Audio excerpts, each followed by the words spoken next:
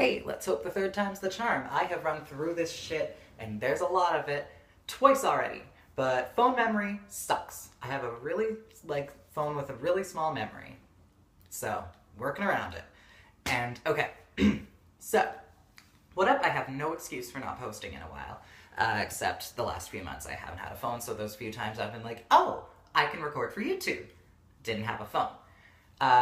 Before that, it was just one thing after another. So I'm just gonna try and say everything I can, because the last video was 10 minutes, and it ended up cutting out at like 10 minutes 30. And I deleted another app. I've deleted two apps now, a game and Facebook, hoping to get enough memory. And this is painful stuff to go over, so I hope this one is long enough again.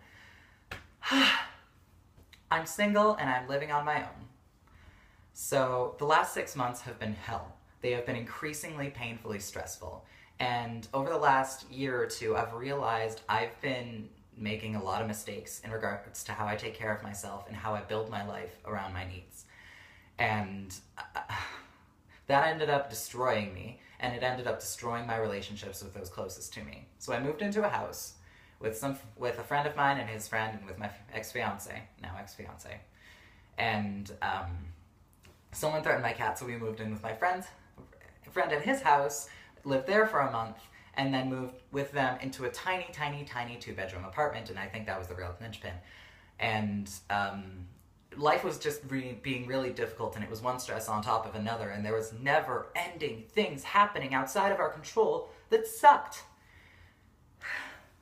And I realized the last year or two, I've been wishing I could live on my own for a while, even for just a month or two, to really get some space and get some perspective on myself and my life and what I want. But I was so scared that asking for that sort of thing would end up pushing away those that I was closest to or damaging those relationships. Well, the lack of asking for what I needed ended up destroying things anyway. Because personality disorders suck. Cluster B sucks. And my personality disorder emerges as a symptom of when I'm not okay. So it gets worse when I'm not okay. And I have been struggling for a long time. I ended up systematically pushing away most of my closest friends. One of them I pushed away last summer, and then I pushed away again this fall because I was so overwhelmed and I believed it was his fault. I'm now realizing how wrong I was and how, my fucking stress state wasn't his fault. But you gotta give people space when they just say you hurt them. You can't say, okay, I understand I hurt you, but let's go again. That's not fair. If I were to ask someone to give me space, or if I were to leave someone alone, I would want them to respect that, and I'm gonna.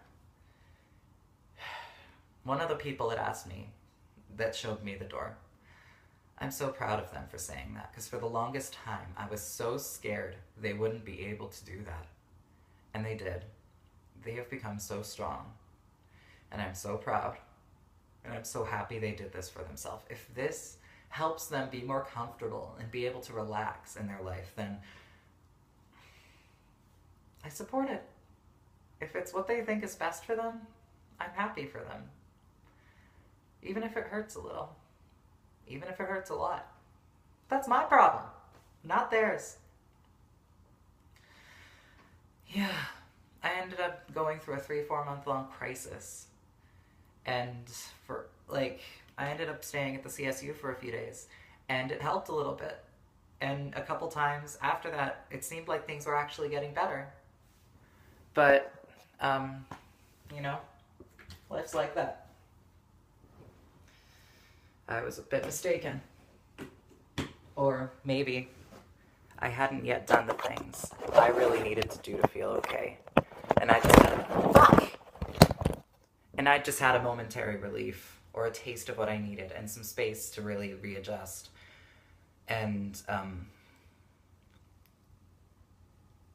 yeah. So things ended up hitting a point. This is where we are now. And it's a bit tough, but I'm staying in a friend's spare room. That's where I am now. I love the walls. They're actually a really nice, lilac-y color, a light lilac. It's very nice. It's very nice. And, yeah, I can hang out here, and I'm working on getting my own place, which is good. I honestly, I'm realizing how badly I craved having my own space, because now that I have this room, it's just like, I love it. I love it. I love just being able to come in here and not be around anyone and know that no one can come in here. Like, if, like, knock, knock, poke in the head, hey, dinner's ready, that's the most I'm gonna get. I don't have to share this with anyone. I have my own retreat, and I have some space to really think about my brain and what I need, and about my life and how I need to build my life to foster my own stability. And having my own space is the first step, because it's something I've been missing for a very, very long time. But I also understood that living on my own would not be worth it if I had to give up the love and security I had.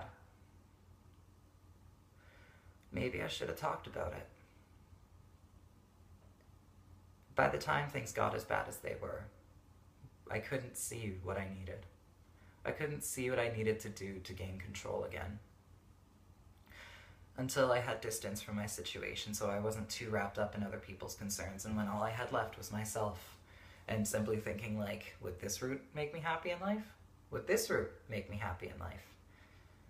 And going from there. I realize I've lost sight of what I want my life to look like. I've just been dreaming of a future where it's okay. And I've lost sight of the person I want to be.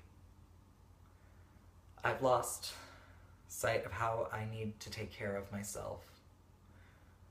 Because I figured if I just bear with it a little longer, we'll have relief, and then I'll be able to figure things out. Then I'll be able to work on things, instead of looking for how I can work on things in the future, or on what variables I can affect to help aid my stability, because I couldn't see them at that time. Stress gets to you, and life gets so overwhelming, and you're just like, and you can't open your eyes to see what's right in front of you. Or maybe the situation you're trying so hard to protect is a contributing factor, so you can't look somewhere else. It's like, I have to maintain this, without realizing getting away from this might help. And I've got to focus on myself and what I need and what makes me happy. And I have big time social needs, and I thought living with people that are close to me, I'll be able to get my socializing in. But then I ended up so wrapped up in them and in their flaws and in their unhappinesses that it was unhealthy. I need to be involved with multiple people. I need to have a thriving social life, and I haven't had that, which explains part of my decline.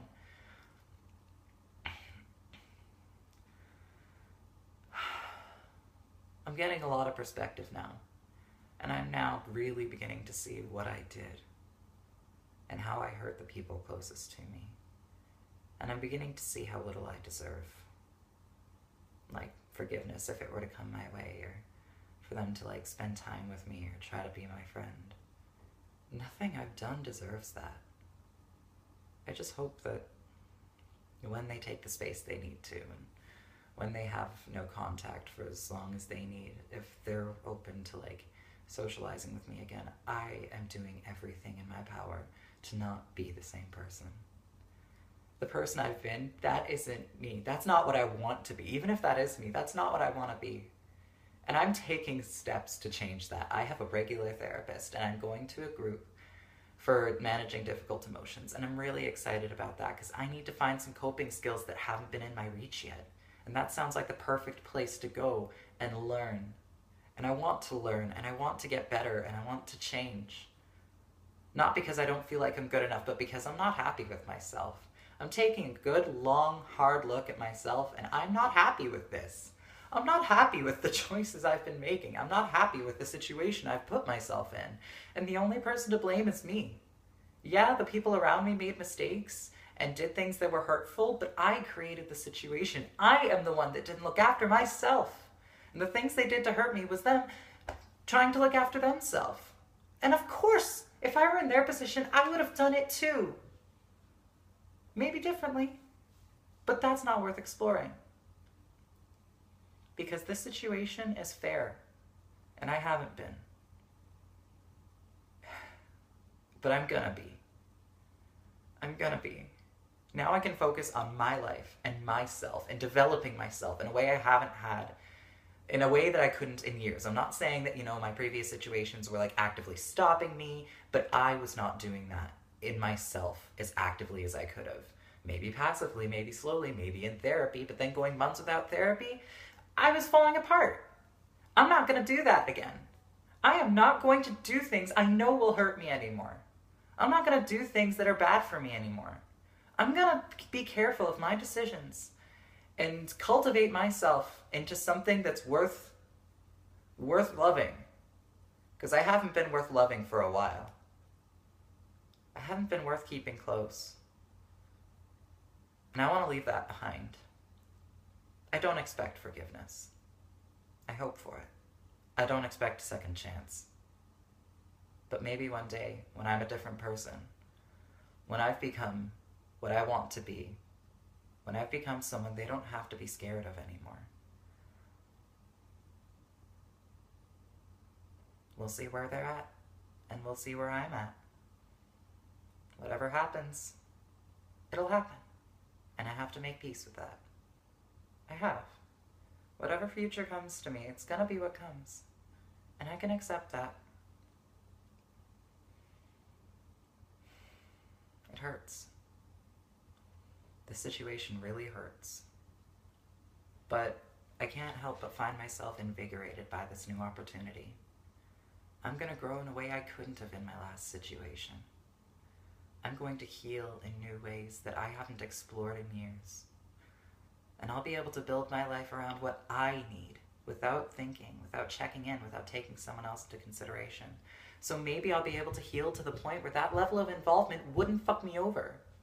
Maybe I'll be able to heal to a point where the bad parts of me are unrecognizable. Because they're better. I'm hoping so. Also, I grew out my hair successfully, and then gave myself a side shave. Well, friend gave it to me, but, And I dyed it a deep, deep blue. It looks black, but, it's gonna wash out to blue. I had red before that. I know, red? When have I ever done red? Last fall is when I did red. And, yeah, I'm making some changes. I'm feeling hate for the person in the mirror sometimes. That's why I colored my hair. One small change to start maybe a series of big changes. Not maybe. Definitely. I'm gonna make it happen. There's nothing else I want to do but become better. I just want to be happy. And to do that, I need to heal. I want to get close to people. And to do that, I need to move past, to get over my own hesitations. And to be healthy, you gotta figure that out along the way. I haven't done that figuring for a while, because I assumed my situation would be forever. And I wish to return to what was, but I want it to be different.